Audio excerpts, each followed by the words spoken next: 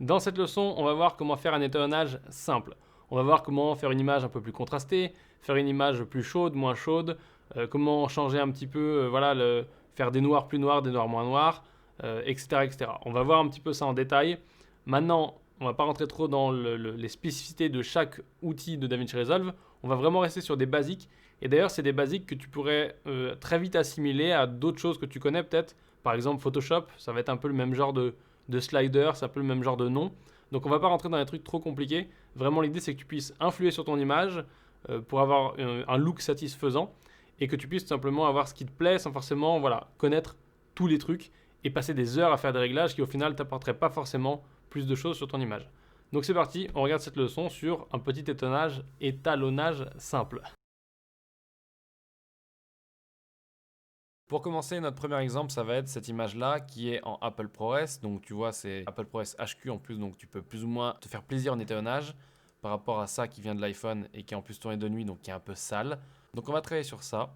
Et cette image, si tu regardes bien, donc ça c'est une version étalonnée mais vraiment à l'arrache, pas très jolie et qui n'est pas vraiment normée, tu vois, ou qui est un peu abusée. Mais on va voir avant-après. Donc ça c'est l'image d'origine qui pourrait être en soi un style, hein. C'est-à-dire que il y a des gens aujourd'hui, il y a des youtubeurs, il y a des mecs qui font des films, des documentaires ou autres, qui choisissent un style un peu comme ça, un peu désaturé, un petit peu pas trop de contraste. Puisque comme on a vu dans la leçon d'avant, les noirs sont pas super profonds. En analysant le signal, tu peux le voir aussi.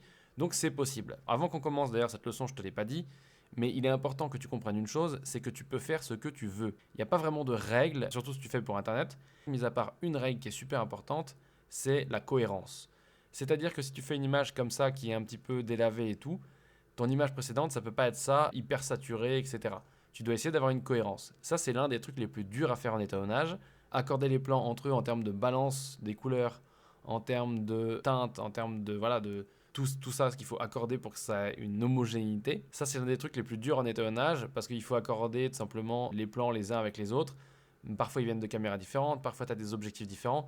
Donc, c'est pas la partie la plus facile. Mais on va pas se concentrer là-dessus. Pour l'instant, je vais te montrer comment on peut faire un petit style et je vais te montrer comment on peut utiliser des outils qui sont à notre disposition et qui te rapprocheraient, si tu as déjà travaillé sur Premiere ou sur Photoshop ou autre, qui te rapprocheraient de ce que tu peux faire sur ces logiciels en commençant à tâtonner. Donc, on va réactiver ça et là, on va simplement faire un reset. Pour faire un reset, si tu as fait plusieurs réglages dans plusieurs outils ici, tu viens ici, tu fais un clic droit et tu fais Reset All Grades and Nodes.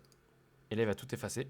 Et donc maintenant, ce qu'on va faire, c'est qu'on va repartir de zéro et on va pas faire un truc hyper normé et tout. On va faire un truc comme ce qui nous plaît, voilà ce qui nous vient.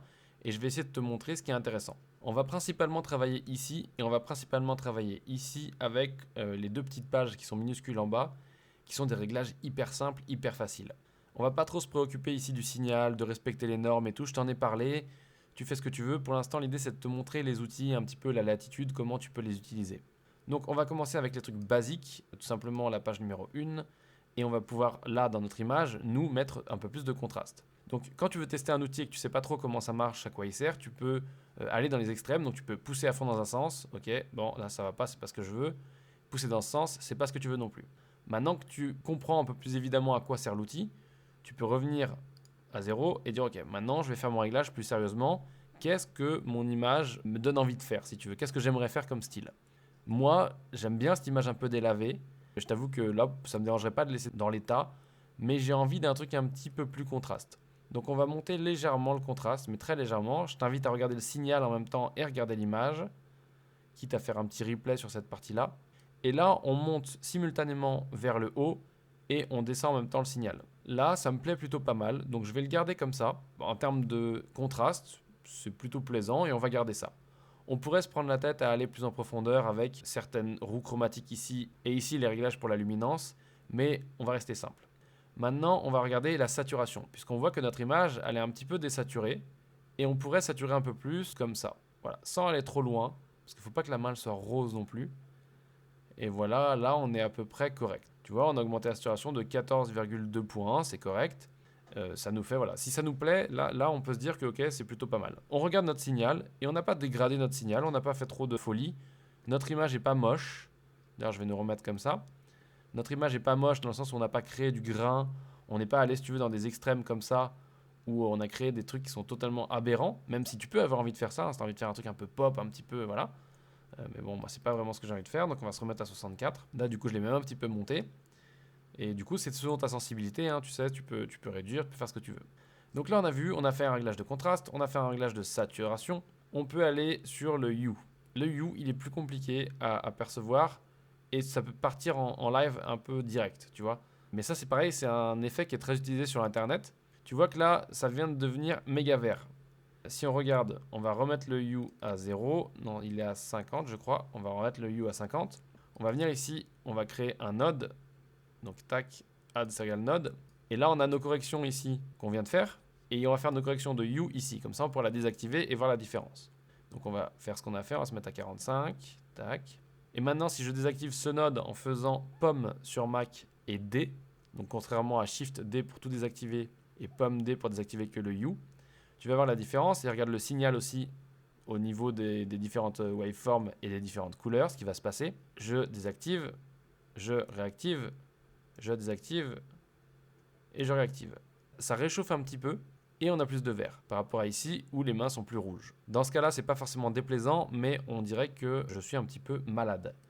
Et c'est pas forcément ce qu'on cherche. Donc on va rester là-dedans et maintenant on va aller voir un autre réglage. Donc par exemple ici dans la deuxième page, on a un truc qui est très très important parce que ça arrive souvent de foirer sa balance des blancs et on peut récupérer un petit peu, c'est pas idéal mais on peut récupérer un petit peu avec la température. Maintenant on peut aussi utiliser ça pour faire un effet ou pour influencer et donner un style à notre image. Donc là par exemple on va descendre et là on va vers du froid.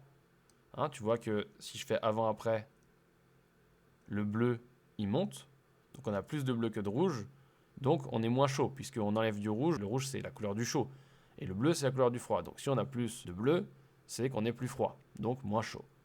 Et quand même on vient de passer à moins 200 de température, et tu sais que déjà moi à moins 5 degrés, je sors plus de chez moi, c'est trop. Donc moins 200, tu peux imaginer comment c'est froid. Si maintenant on monte, là tu vois qu'on a un truc un petit peu plus estival déjà, on a un truc un peu plus sympa. Et si j'active et que je désactive, et tu regardes les waveforms, tu vois qu'encore une fois, le comportement est l'inverse. Le vert ne bouge pas trop, mais le rouge a compensé ce qu'on avait mis en bleu avant. Et donc, on se retrouve avec quelque chose de plus chaud. Si on désactive tout, ça c'est l'image d'origine, ça c'est l'image qu'on a maintenant.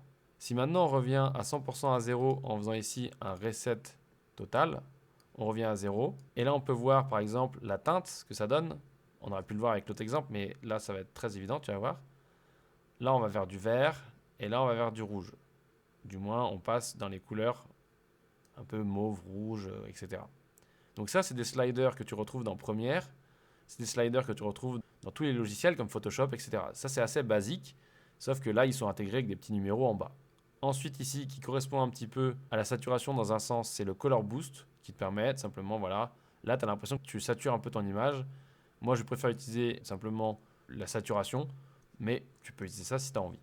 Ensuite ici, Shadow, ça nous permet de gérer encore une fois indépendamment nos basses lumières, ou en tout cas la partie plutôt sombre de l'image, les shadows, donc les ombres, et les highlights qui nous permettent de gérer les hautes lumières. Donc tu vois, tout de suite on peut exploser l'image comme ça, et tu vois que là notre signal on lui fait pas du bien du tout.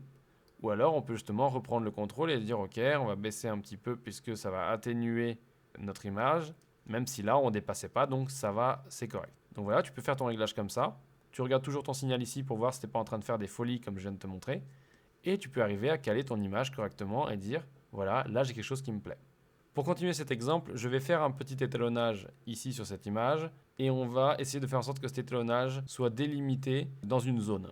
Donc pour ça, on va utiliser les fonctions que je t'ai montrées ici qui sont les Power Windows, ou ils ont appelé ça maintenant, ils ont changé de nom, c'est pas juste les Windows, donc peu importe. Mais ça peut potentiellement s'appeler Power Windows dans ta version.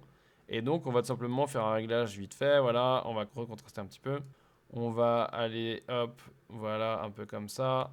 Et on va faire un truc un peu hipster comme ça, voilà. Et c'est magnifique, c'est très bien. On peut saturer aussi. Voilà, c'est magnifique, c'est un choix. On ne fait pas un truc très très magnifique en termes de création. L'idée, c'est d'avoir un étalonnage pour que tu puisses voir l'effet des Power Windows, qu'on puisse commencer à voir ça ensemble. J'ai fait mon étalonnage. Ici, j'ai les Power Windows ou les Windows. Et tu vois que j'ai des trucs de base. Donc, je peux activer un carré, je peux activer un rond. Voilà, ça, c'est des trucs de base. Tu ne peux pas les effacer. Ils sont lockés ici. Ici, tu peux en créer d'autres. Et moi, j'en ai créé un, tu vois, ici, avec la plume, donc un personnalisé.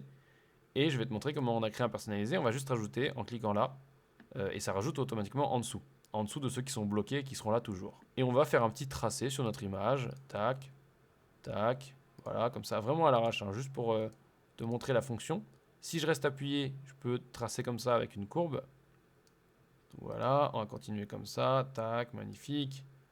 Voilà, c'est vraiment grossier, mais encore une fois, l'objectif, c'est pas de faire un truc magnifique, c'est de comprendre le Power Window. Et donc ça nous fait un masque. Un masque, tu connais bien, hein, tu as déjà vu ça sur d'autres logiciels, tu as déjà vu ça sur After Effects, tu as déjà vu ça de partout, et ça existe aussi dans Fusion. Voilà, là c'est un masque qui est à la base utilisé pour l'étalonnage, tu verras dans la formation qu'on l'utilise pour d'autres choses, mais là il est axé étalonnage. Et donc du coup ce masque, on peut après ici l'agrandir, on peut le déplacer, on peut le déplacer dans l'autre sens, on peut le rendre moins présent avec une gestion d'opacité. Donc on va remettre ça à 100. Et on peut le faire tourner. Voilà. Donc ça, c'est tu gères tout simplement ton masque et ses réglages.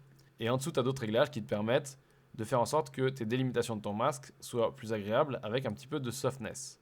Donc un petit peu de fondu ou de... je sais plus le mot en français. Mais tu vas comprendre l'idée. Je vais effacer ça. Tac. Et tu vois qu'ici, on n'a pas une ligne qui est dure. Si je l'ai réduit, tu vois que là, la ligne, elle va devenir hyper dure parce que tout simplement, on n'a pas de softness. Et maintenant, ce masque, l'avantage, comme je te disais, c'est qu'on peut le traquer. Mais ça, on le verra dans une leçon dédiée au masque, puisque là, l'idée, c'est juste de te montrer qu'on peut mettre un masque pour délimiter notre étalonnage.